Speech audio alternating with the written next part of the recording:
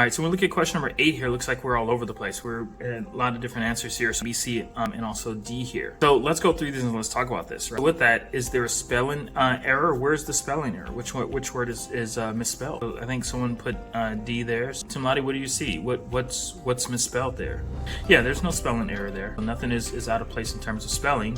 All right, so with that, is there a punctuation error? So I think a couple of you put punctuation. Monica, where's the punctuation error? What do you think is wrong with the punctuation? Rosie, go ahead and help us out. Brittany, what's wrong with the punctuation? So you all put answer choice B here. So what's wrong with the punctuation? Is there a punctuation error here? What's wrong with the punctuation? Go ahead, Brittany. Okay, Brianna, I see you type in there. What's wrong with the punctuation? So here's the thing. We are quoting rows, and each of the students in the virtual study groups were prepared with the appropriate materials for today's math session. Said Rose, the administrative assistant. Now, we're quoting that statement that was made, and that statement was a complete statement, a complete sentence. Therefore, we would put a period there. So, and then continue with the rest of the sentence, whether it's a question mark at the end, or a comma, or a period, or some other form. Right? And so with that, yes, we quoted Rose, and we did a complete quote with a period at the end. So absolutely, there's nothing wrong with that there. That is not a punctuation error. That is not a tense error. So I told you, anytime you have each, anyone, someone, somebody, anybody, everybody, nobody, right, you want to make sure that you check. So what are our prepositional phrases here? Let's get rid of the prepositional phrases. We understand where our subject is. So what are our prepositional phrases here? So what are the prepositional phrases? Of the clients, given that of the clients is not the subject of the sentence. Anything else? What else? Of the clients is definitely not a part of the subject. Or as clients is not a part of the subject. But what else?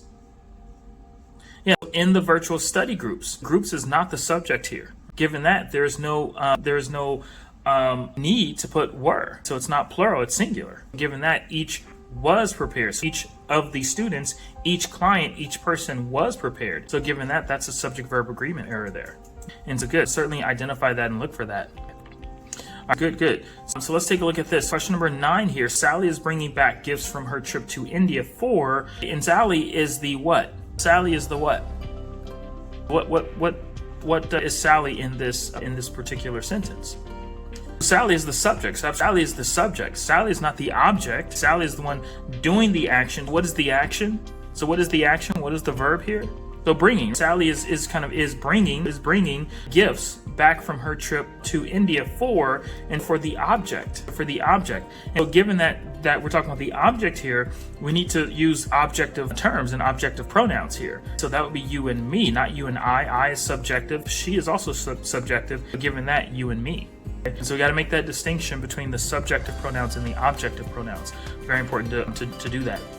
So question number 10 here. After he ate breakfast and read the newspaper, the chairs were moved by George into the garage. So after he ate breakfast and read the newspaper, this is our modifying clause. And so in terms of this modifier here, it's referring to the chairs. And so with that, can the chairs eat breakfast and read the newspapers? No. And so given that the chairs were moved, we can put a period right here. This would be our independent clause. And he, it kind of been this antecedent term there, this antecedent pronoun indicating that after he ate breakfast and read the newspaper, the chairs were moved and by George to the garage. And so the problem there is a dangling modifier there, and not a subject-verb agreement error. So this should be referring directly to the subject of the sentence, not the object of the subject. All right, perfect.